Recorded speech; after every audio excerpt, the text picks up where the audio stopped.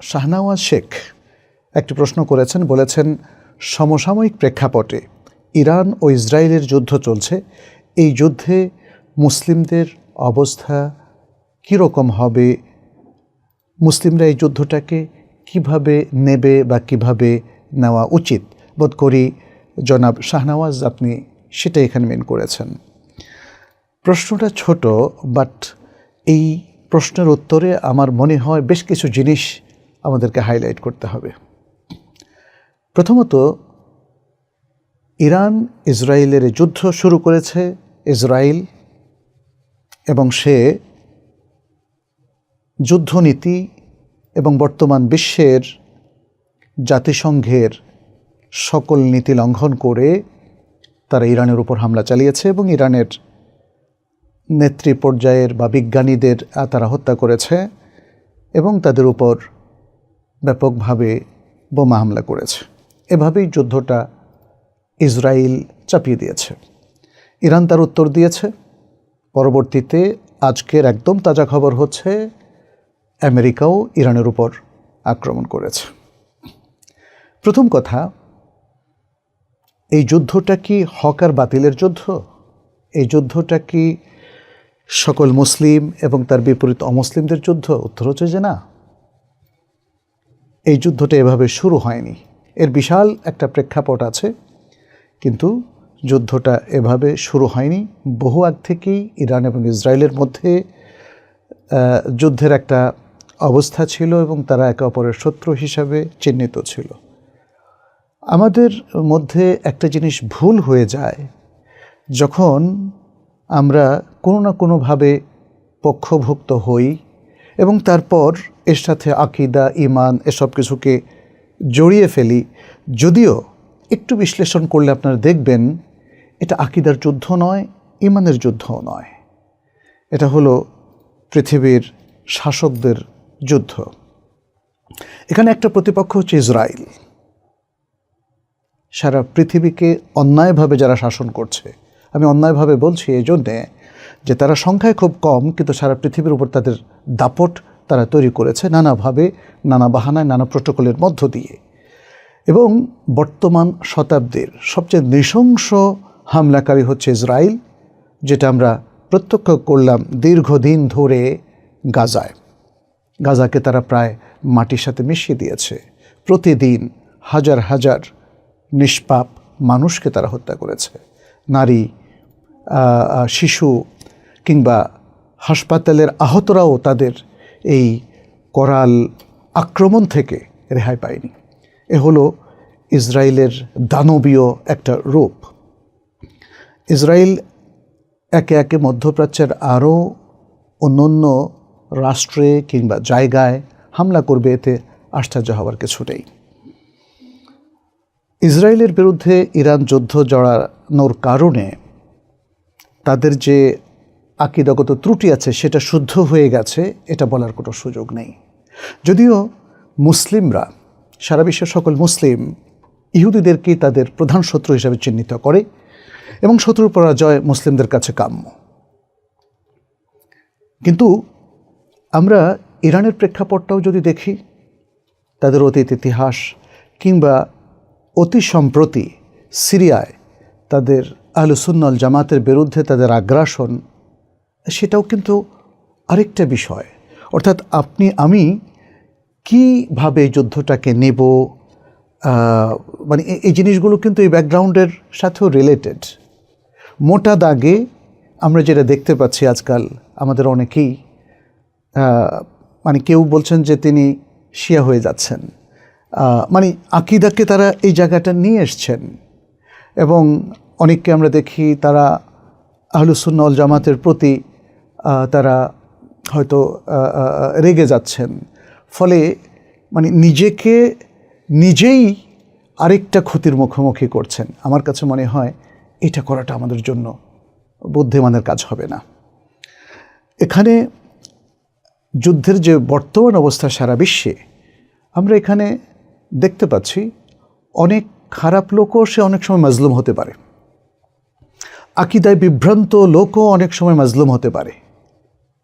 আবার অনেক সময় দেখা যাচ্ছে বিশ্বের মহলরা তার ম্যাক্সিমাম সময় তারা জালিমের ভূমিকায় তারা অবতীর্ণ হচ্ছে। আমরা ইতিমধ্যে আরও যুদ্ধ দেখেছি, ইউক্রেন এবং রাশিয়ার যুদ্ধ। আপনি কোন পক্ষ নেবেন, তাই না? সত্যিকার অর্থে যুদ্ধ আমাদের কাছে কাম্য নয়। যুদ্ধ মনুষ্য সমাজের শান্তিকে বিঘ্নিত করে। যুদ্ধ জুলুম, জেদ এবং সমাজে আরও হাজারো রকমের অমঙ্গল কাজগুলোকে যুদ্ধ একদম সামনে নিয়ে আসে।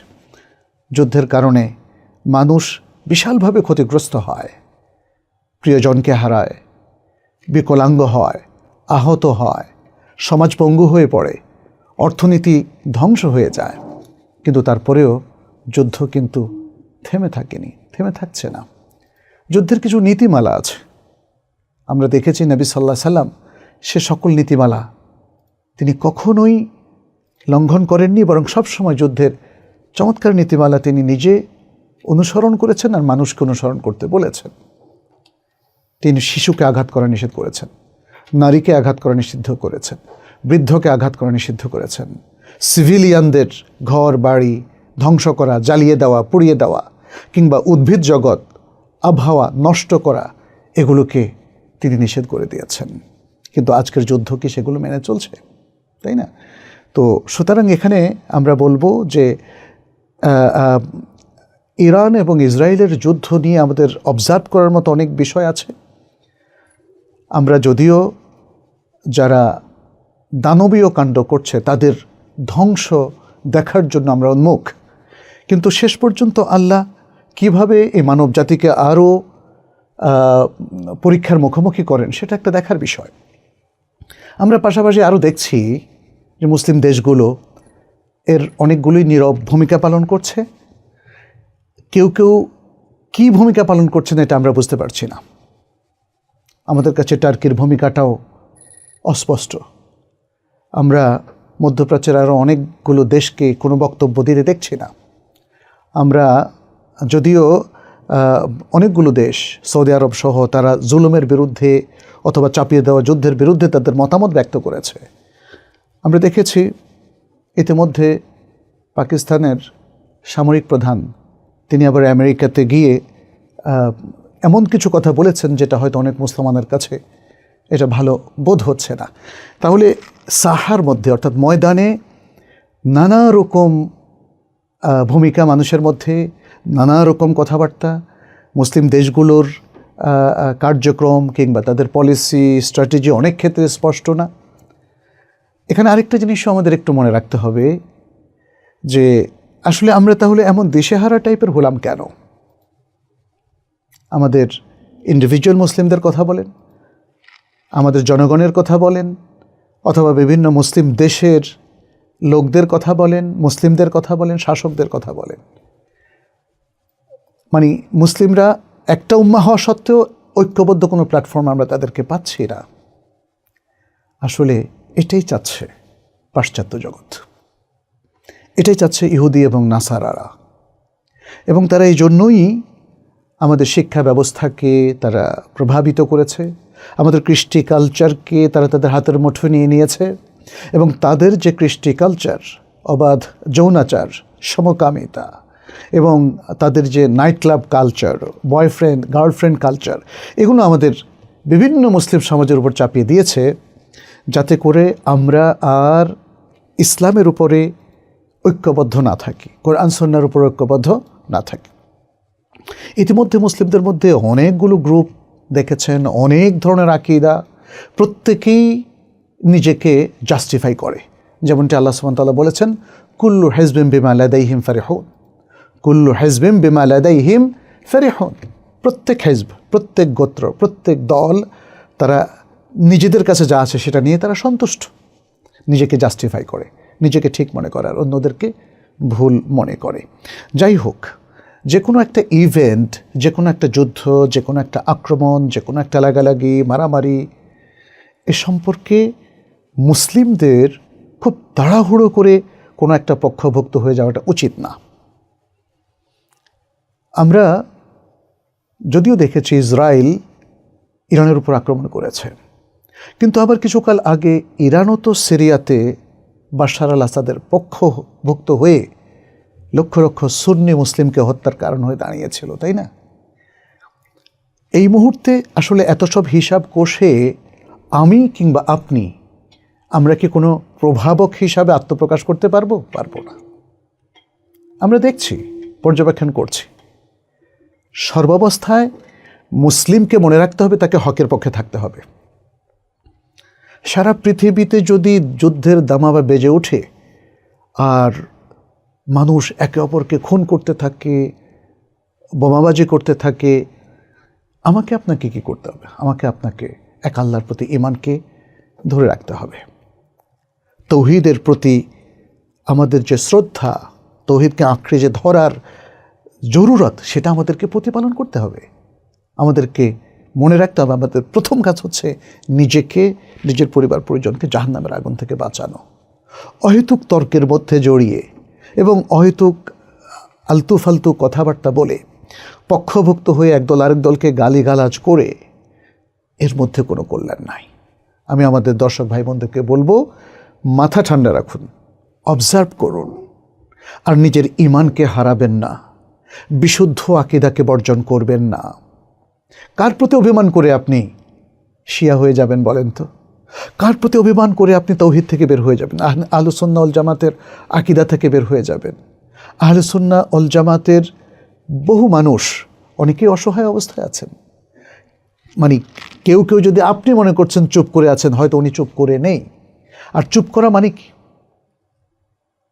আর চুপ না করা মানে কি? এটাও তো একটা ব্যাখ্যা বিশ্লেষণের দাবি রাখে। আজকে যারা ফেসবুকে অনেক গরম গরম কথা বলছেন, তারা কি তাহলে যুদ্ধের কোনো একটা পার্ট? তারা কি যুদ্ধ করছেন? তারা কি যুদ্ধের পক্ষভুক্ত কোনো ব্যক্তি? না। আমি আশা করব ইরান ইসরায়েলের এই যুদ্ধকে নিয়ে, অবশ্যই যুদ্ধকে আমরা ঘৃণা করব, জুলুমকে আমরা ঘৃণা করব।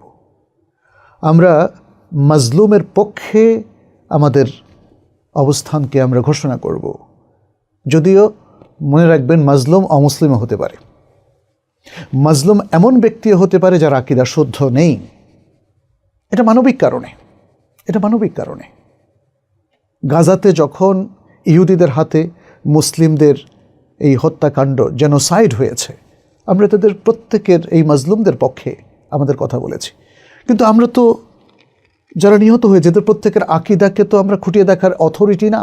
এটা আল্লাহ দেখবেন, আল্লাহ দেখবেন।